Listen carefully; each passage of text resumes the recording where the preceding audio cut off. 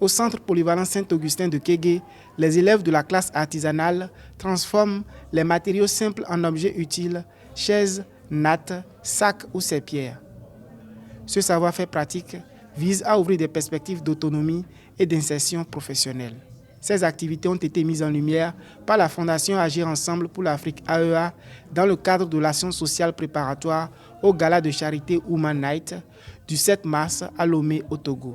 Nous apprenons les tressages des chaises de n'importe quel salon, tout ça là nous le faisons. Nous tressons la moire, nous faisons la natte, nous tressons la natte aussi, nous faisons les sacs.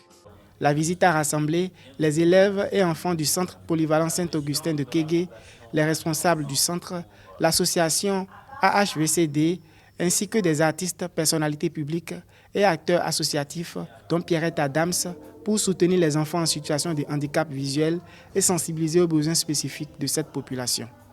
Samira Raissouni, militante marocaine pour les droits des femmes, a salué l'engagement social et éducatif du centre. Je suis venue avec grand plaisir.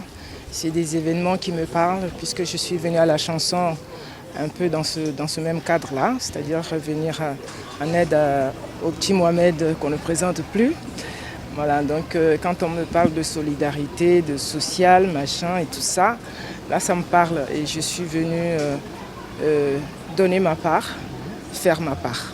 Moi, je viens d'un grand pays, le royaume chérifien du Maroc.